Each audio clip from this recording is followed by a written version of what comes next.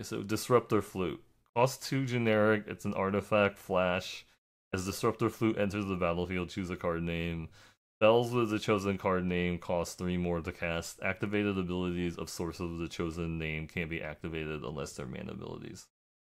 Um so yeah, this is like a D minus or D type card. It's like you would only you should never main deck it, and you can play it in best of 3 when your opponent has a planeswalker that you can't otherwise beat. Because and then like also know that like the planeswalkers in this set, they have to like transform or whatever, so it's like they honestly could be they're like a little bit easier to deal with than like normal planeswalkers, because like you can kill them while they're a creature. Whereas like normally when people play planeswalkers, it's like, oh no, you have to have specifically a removal spell that kills planeswalkers, or you have to be able to attack it down, and it's not always. So yeah, this is not a card you want to be like main decking, or because like it's like even if like your opponent had like 3 copies of like a specific spell, it's not really worth like spending like 2 mana in a card to like maybe slow them down from casting one of them. Yeah, because it does have like a taxing effect on it. It is also it also affects both players. So like like if you had like the same card in your deck or the same planeswalker, like for you as well. But alright. Idol of the False Gods. 2 generic Kindred Artifact Eldrazi. 1 generic, 1 colorless tap. Create a 0/1 colorless Eldrazi spawn creature token with sacrifice this creature, add 1 colorless. Whenever another Eldrazi you control dies, put a +1/+1 counter on Idol of False Gods. As long as Idol of False Gods has 8 or more +1/+1 counters on it, it's a 0/0 creature in addition to its other types and has Annihilator 2. So this card is like it's like an enabler for like ramping to Eldrazi. It's kind of slow. You're gonna need like because you need to spend like 2 mana to make the spawn. If you like save, you could save up the spawn.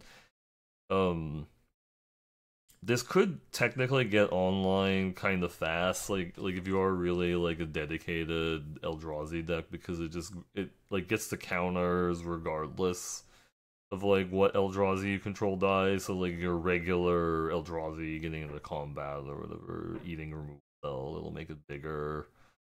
Um, and I mean you could also like add more counters onto it by like I think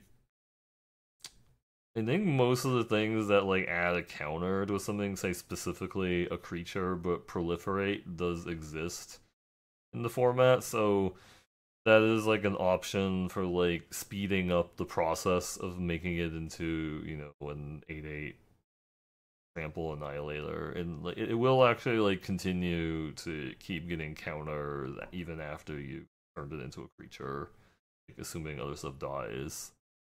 But I don't know. I mostly probably would rate this like you play this like when you're in the dedicated Eldrazi deck where you have 10 to 12 Eldrazi or whatever already, like then you have like a chance of like growing it, and then you also have to be somewhat interested in making the spawns like either as like ramps or because you have ways of like pumping the spawns. Like there's a couple like ways um like Lord an Eldrazi spawn, so it's like it's more like relevant in combat aside from just being like a chump block. I mean, yeah, you could just keep activating it and like, oh, I'm just gonna activate it as a chump block, but I rate it as a C. This is like assuming you are like really interested in Eldrazi stuff. Alright, Solar Transformer, 2 generic artifacts. Solar Transformer enters the battlefield tapped. When Solar Transformer enters the battlefield, you get 3 energy counters. Tap, add, colorless. Tap, add, pay an energy, add mana of any one color. So This is like kind of like Spear of the Second Sons in a way because like it will give you color mana. Let me just open up the card again, just in case people don't know what I'm talking about. Spear of the Second Sons or Spear of the Suns. Yeah, it's like you could remove charge counters from this to add a mana of any color. This is like slightly better because you can use energy from other sources to do that to get the color mana, and even if like you run out of energy, you can still tap it for colorless, and you know there might be like some Eldrazi decks that are like still interested in this, even if they don't want like the energies or whatever. They don't want like mana of any color. But they might still just want like a colorless source because maybe they're playing a lot of the colorless required cards. Then I had it rated a C plus. Like I think it's like reasonable like to play it, but because there's definitely some decks that don't want to play like a mana rock in it because like they want to be aggressive. Like spending turn 2 to like do this is like not worthwhile to them, but it's gonna be good in the decks that you know want to play a lot of different colors, or they're playing Eldrazi, or I guess like they're also ramping to something big. And I mean, there's like some non-Eldrazi that are like big to play. Alright, so Vexing Wobble. One generic artifact. Whenever a player casts a spell, if no mana was spent to cast it, counter that spell, and then one in a tap, sacrifice a Vexing Bubble, draw a card. This is like also a card you shouldn't like main deck, and it's probably even like the text on it is not necessarily even going to really do anything. Like I could see like maybe there's some scenario where possibly you're playing like red-black affinity, and this is just basically something that makes all of your affinity cards a little bit cheaper. But I mean, I think there's like other artifacts that could do that too. I mean, I guess you can sack this one when you don't need it anymore. But like, you might just be more interested in just playing like a solar transformer, maybe, if you just want to like have like an artifact that gives affinity for artifacts or whatever. You want to sack it to your, you know, the demon guy or whatever afterwards. You know, the fact it's also hampered by the fact you have to sack it to draw the card, whereas opposed to like where it's not like ETB draw a card. So I wrote it down as a D minus, but there might be like some fringe situation where you want to play it. Right, Winter Moon, two generic artifact. Players can't untap more than one non-basic land array or untap steps F. Just don't play it. I don't think there's like any scenario where your opponent's going to have like a bunch of non-basic lands and like it messes them up or something. Maybe if they had like the deck that's like 17 MDFCs or something like that, then sure, but yeah, not going to happen. Right, so land, Archway of Innovation, land, Archway of Innovation, and there's the battlefield tap unless you control an island. Then you can tap to add a blue, and pay blue, tap, next spell you cast this turn has Improvise. So, this is interesting, like, if you're tapping this land and paying a blue mana to do the Improvise part, you need to have, like, you're basically spending 2 mana to do the thing. So you would need to have at least, like, 3 artifacts that you could tap for the Improvise to, like, make up for the fact that you, like if you want to net mana with this, if that makes sense. Because, like, I guess if you have like the deck that just has like a ton of artifacts laying around, this like works. But though I think most of the like the random artifacts in the set are actually black or red. I mean, there may be like some blue artifacts as well. I mean, yeah, there are blue artifacts, but like I had this rated as C, but it's probably I think people are probably gonna put this into decks where it's not actually necessary. Like they or actually even good, like decks where they're not running like 10 artifacts or whatever. Cheap artifacts. You want to run cheap artifacts for this too, so that like they can be readily available to like tap, and then you're not like concerned like, oh, I tap my 3/3 so that I could, make this other spell ramp out this other spell, and all right, Arena Glory land. Arena Glory enters the battlefield tab unless you control a mountain. Tap, add red, red, tap. Exert Arena Glory, add 2 red. If that mana spells a creature spell, it gains haste until end turn. So this one I like a little bit more, because it doesn't technically lose mana doing it. Like a lot of times when you have like these lands that you can tap them to give haste to something, you're basically spending 1 more mana than normal to do it, because it'll be like, okay, um like there is like obviously a downside that you're exerting it, so it means you have like less mana available for like the next turn, but this could actually result in like some potentially big swings, like if you are hasting out 2 creatures with this, because you could spend the mana to cast 2 different creatures, like as long as like red is like could be used on them or whatever, like like, but that's where I was getting at, is like I think this could be pretty good in like those scenarios, but I mean just even the threat of like giving haste to things might like force your opponent to like play slightly differently, especially if they're like at a low life total. So I had to rate it as a C plus. That may be a little high, I don't know. But alright, Bloodstained Mire land. I'm putting all the fetch lands, so Bloodstained Mire, Flooded Strand, Polluted Delta, Wooded Foothills, Windswept Heath. I'm putting them all into the same category. I had them rated as a C plus because they're good with land. I mean, having like lands that they come, because the fact that the lands come into play untapped, it's nice. Even though, yeah, you pay a life, but I mean that's usually like a very minor cost to like pay a life for this effect. And then it also works with all the landfall stuff. Like, let's actually look really quickly how many landfall cards there are. Just again, landfall. Modern Horizon 3. Yeah, there's like 7 different landfall cards. Not like a ton of landfall cards, but I mean, it doesn't matter like if you're getting 2 triggers for these landfall cards. It's not like a big advantage, but yeah, these are usually going to be good. Most people would just be taking these because they're worth money. Like it's something to think about.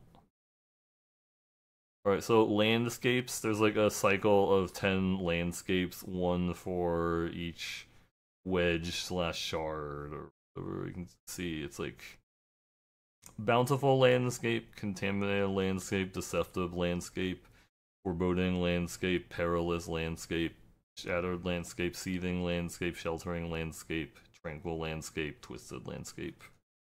And I put these all into the same category. There may be like some colors that care more about splashing. Maybe arguably like the non-green ones might be like needing it more because they have like less access to like mana fixing. I mean, the landscapes basically do all the same thing. Is like you can play them. They tap for colorless immediately. That's good for like Eldrazi that want like the colorless mana. They also can work like in Evolving Wilds, but only for like the 3 land types they specify. But it's a little bit better than the type of lands that they've had before, like the whatever with the Shire thingy, or I forgot what it was. Like Shire Terrace, where you actually have to pay mana to like search. The downside obviously is even less options. like search for, and then like cycling is also good like late game. So like if you draw the late game and you happen to be playing all three colors and it's cool, like I mean the value is definitely higher if you're playing all three colors, so you can cycle it.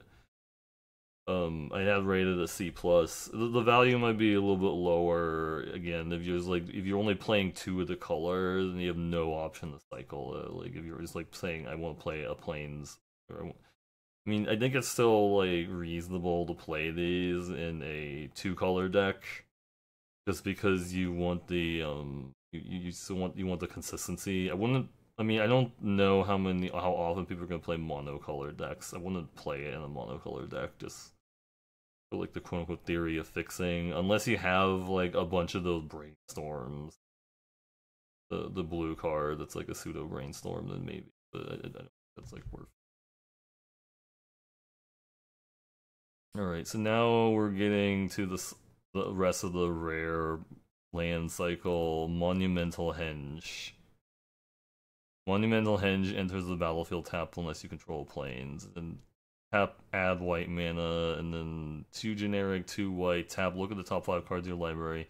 You may reveal a historic card from among them and put it in your hand. Put the rest on the bottom of your library in a random order. So historic cards are artifact, legendaries, and sagas. I just rated a C. I don't know, like it. I think it depends. Like the fact that it specifies sagas and artifacts for historic, it's gonna hurt it because like if historic cards included enchantments also, it would be nice. I mean, we're just gonna check really quickly how many things have artifact, saga, and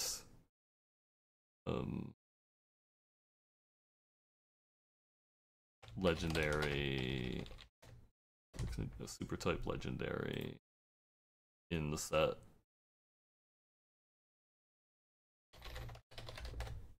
And how many of them are like white would also help too, but like, well, actually there's a decent number of these.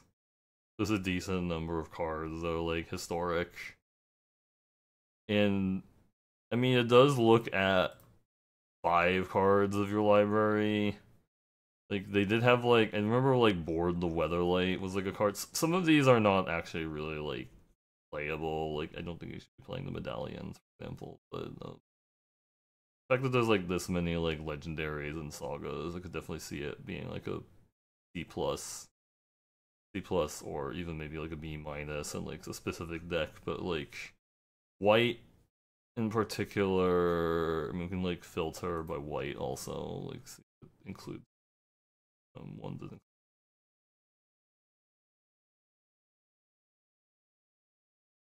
Yeah, so there's like 18 cards that could be retrieved by this. I mean, they kind of fall under mostly there's like a couple of commons, but they're mostly like rares and mythics and I guess some uncommons too.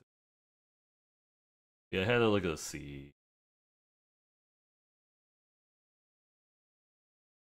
Okay, so Shifting Woodland land. Shifting Woodland enters the battlefield tap unless you control forest. Tap, add green. Delirium, 2 generic, 2 green. Shifting Woodland becomes a copy of target permanent card in your graveyard until end of turn. Activate only if there are 4 more card types among cards in your graveyard. Now, this is like hard to evaluate because you need to have both Delirium and a good permanent in your graveyard. Like, if you think you're actually gonna reliably hit Delirium, like you have like a bunch of different card types, like you know, you have like some artifacts, enchantments, instant sorcery, land, and some self mill. You know, of course, creatures would count too, but like usually the easiest thing to get in your graveyard is like creatures.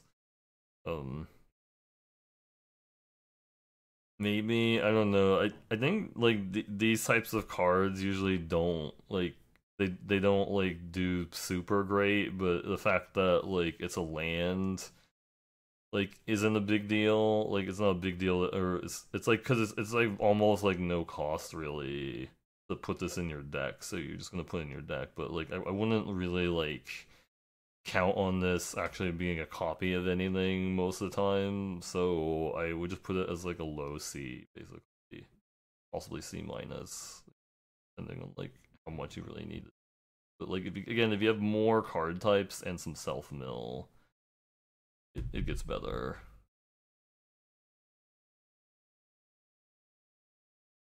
Alright, so now we're down to Spy Massive Vault. Now this land I like. Spy Massive Vault land. Spy Massive Vault enters the battlefield tap unless you control a swamp. Tap, add a black. Black, tap. Target creature you control connives X, where X is the number of creatures that died this turn. So, like, black has a bunch of like ways to like sacrifice a creature. And also like this just seems like a good thing that you could do like after like a combat step. It could be your combat step or your opponent's combat step because you can do it at any time. It's not like a very big cost to do it. It's unlike I think they've had I forgot like it was like Barad-dûr or whatever that card or Barad-dûr that was actually kind of like a big cost to do it. But like I guess it was like a bigger effect because it actually made like a creature or whatever, like Barad-dûr. Like but this was like very mana intensive to play Barad-dûr, but this one is like fairly cheap and like it's kind of cool because like black has like reanimation stuff and they have like some desire to like fill the graveyard with things. So like just conniving actually has like bigger value there, so I put it down as like a B minus, just because I like the effect here, because like just being able to like loot, connive and like loot away some land, or just like get better, or even like make one of your creatures bigger by looting on land. So Ugin's Labyrinth. Land imprint. When Ugin's Labyrinth enters the battlefield, you may exile a colorless card with mana value 7 or greater from your hand. Tap, add a colorless. If a card is exiled with Ugin's Labyrinth, add 2 colorless instead, and then tap, return the exiled card to its owner's hand. I feel like this is gonna be more of a card that you play in Constructed because like it's just you have to be like okay, otherwise it's just fancy wastes, right? And I would just rate it at the same way as you would rate a waste. Oh, I didn't actually go over wastes, but I rated wastes as like a D or whatever, unless you really have a lot of Eldrazi, because there's waste in the set, but like because there is actually like a cost to putting like colorless lands in your deck. And I think there's like enough Eldrazi spawn available, like if you are going like the Eldrazi route, that you don't actually need to play like lands just to you know yeah. There's not like a lot of like looking at it. There's not that many like 7 cost colorless things that you can even imprint with this, so it is basically just gonna function like waste. I don't know why it includes Blood-Soaked Insight, but I guess because it's Sanguine Morass. Yeah, these like 6 cards. Or like, sorry, I should have actually put in CMC or more. Oops. So like mana value more than 7.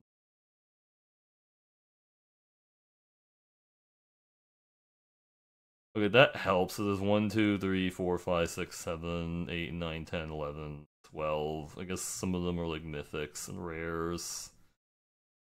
Maybe, but I mean, I don't know. I think most of the time it's just going to play out like wastes.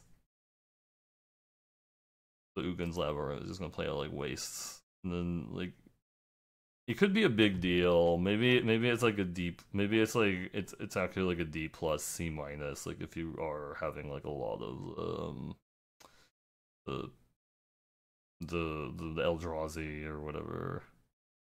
want to do stuff with. And sure, it's like it's Ancient Tomb if you're doing that. I mean, it does help with like your cheaper Eldrazi too. Like if you really go off, but then yeah, you need to have like one of these in your opener. Yeah, I guess I can move it up to like a C minus and like Eldrazi. If you're doing that. Alright, Urza's Cave, land Urza's Cave, tap, add, colorless, 3, sacrifice, 3 tap, sacrifice Urza's Cave, search your library for a land card, put it on the battlefield tap, and then shuffle. I'm just gonna put it as a D plus. Like, I think the only reason you would play this again is if you want to waste. Or, I mean, yeah, you could tutor for a specific land with it, but I don't know. I'm not sure what land you would really be like super excited to get. I guess you could get your Ugin's Labyrinth with it. Like in this set. Actually, there's some lands in the New to Modern stuff, but again, the lands I saw in the New to Modern section weren't really that exciting either. Alright. I'm gonna move on to the MDFCs, and then we'll take a break after that. So let's see.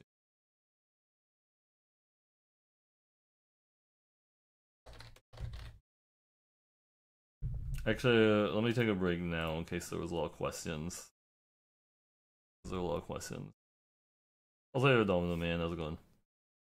Exert doesn't matter, the opponent dies this turn is spoken like the anti-Isaiah, because Isaiah's like hella unaggro. I'll say titles, how's it going? Landfall and trace amount of synergies, yeah.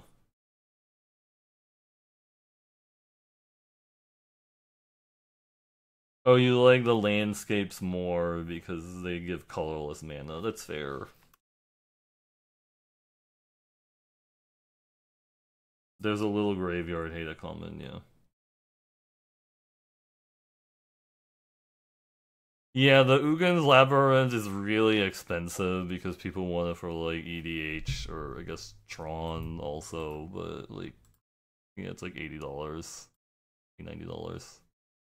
But it's probably not, yeah, like I said, maybe there's some dream scenario where you have like a ton of these sevens in your deck or whatever, but like even like because there's only there's like a limit on how many like 7 drops you can play, right? Like you can't just play like infinite 7 drops in your deck or whatever, because like you'll get like run over. But like if you're playing like 4 7 drops or something, and you have like a lot of ramp to support it, maybe that's a theory. Like I guess that's why the cycling 7 drops are like good. Like that was one of the things I talked about before. Is like I don't really like the 7 drops, the cycling 7 drops that much because like neither side is super appealing. But I guess if your curve is like really high, then the cycling 7 drops are good because they can give you a chump blocker for 3 mana, or a chump blocker slash like a 1-shot ramp for like 3 mana or whatever. In a like I mean you don't even lose a card because you're just cycling it, and then like I think like the cycling cards are more there for like reanimation. Like they just exist there for like reanimation because there's actually like a few different ways to like reanimate a creature from the graveyard, so just having like access to cyclers is like good there. So alright, so I am gonna go, so the next part, yeah, no, I just we just finished